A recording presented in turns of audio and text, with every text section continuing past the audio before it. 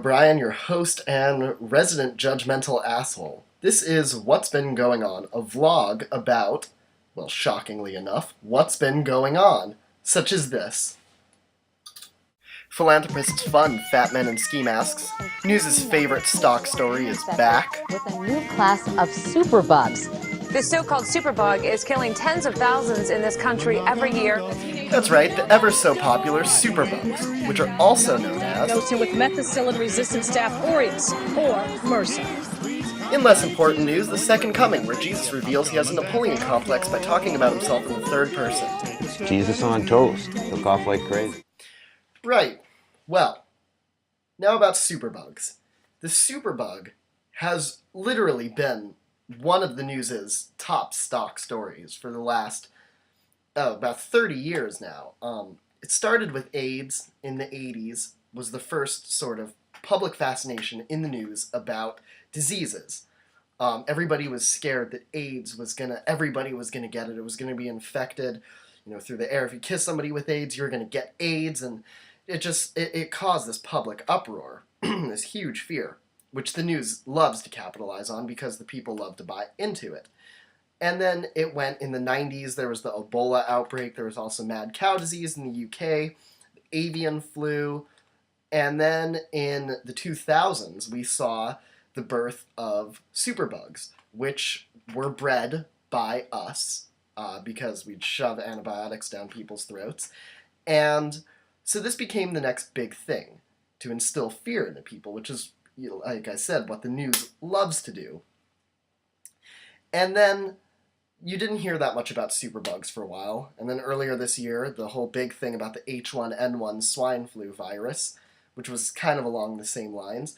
But now, that Katie Couric piece I played earlier, that just came out today. So it looks like the news ran out of things to talk about and reverted back to their old shelf of stock stories and picked out this one to tell.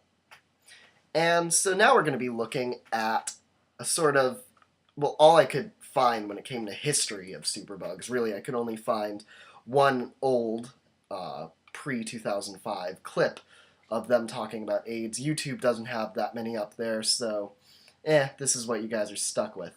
But some other good stuff about superbugs, specifically MRSA, which is the superbug. And those clips come from 2005, but enough of me talking, let's go watch them.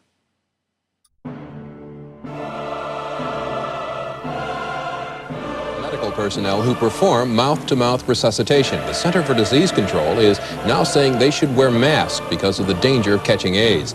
Now to a story about a situation that's turning into a major public health emergency, a staph infection that is resistant to antibiotics. This so-called superbug is killing tens of thousands in this country every year.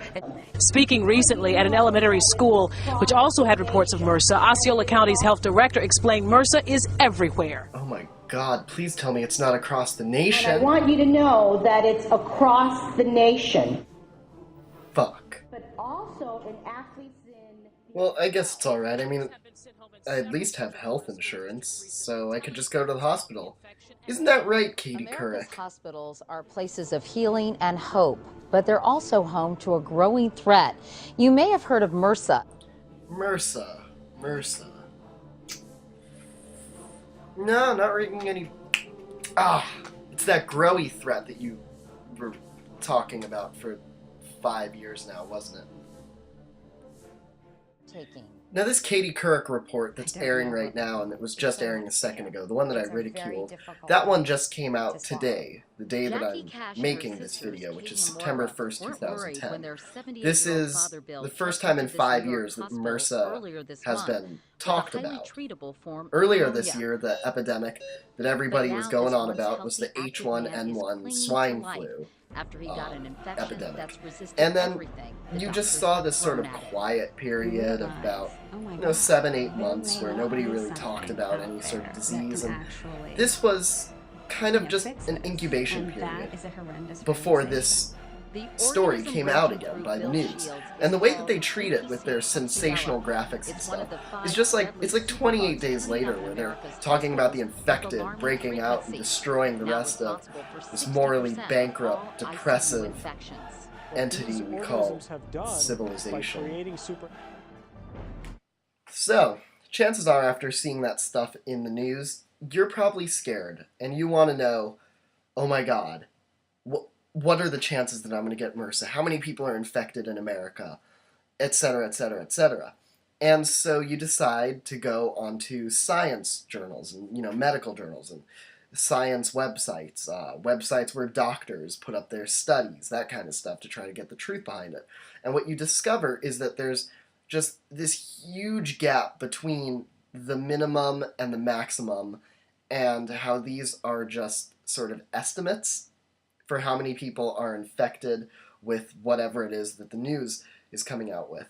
And so you might find a study that says, these are theoreticals, by the way, you might find a study that says 100 people could be infected, or 100 million people could be infected. So it's between those numbers. And so you're not really quite sure whether your attitude should be, shit, or shit. And this can lead to confusion.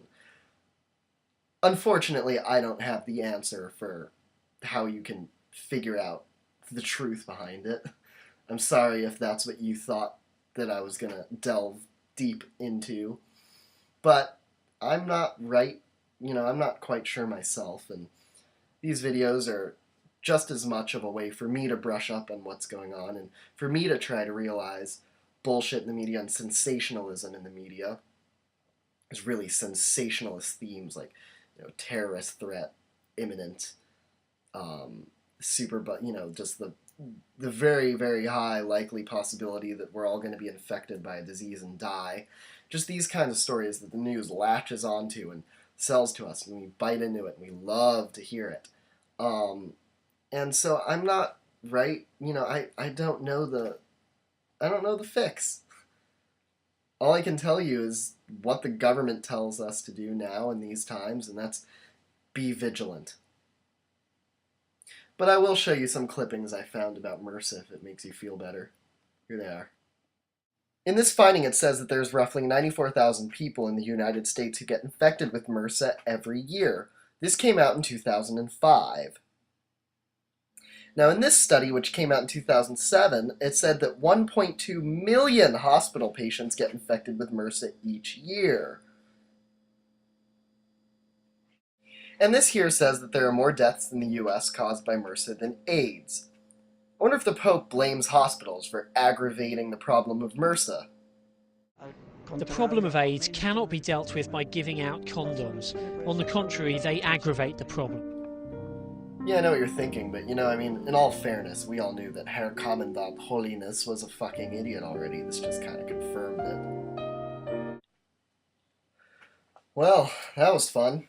At least for me it was. This was my first time ever doing this sort of vlogging thing and about the news and current events.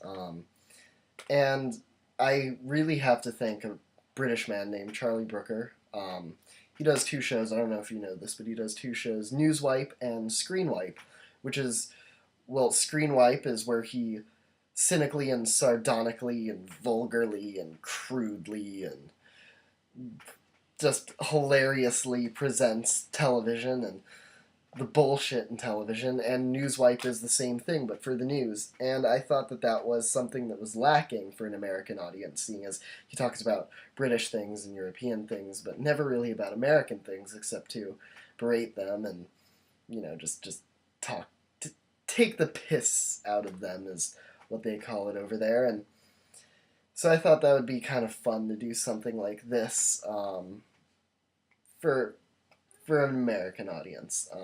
And I'll put up some more if the reception on this is good, and if it isn't, then fuck it. But yeah, if there is one thing that you got out of this, if you watch the whole thing, that is go watch Charlie Brooker. If you want to really understand the news, because that's his business, then just watch it, and it's informative. Even if the current events don't really pertain to you, it's still just very, very interesting. And so yeah, to quote Charlie Brooker now, thank you, go away.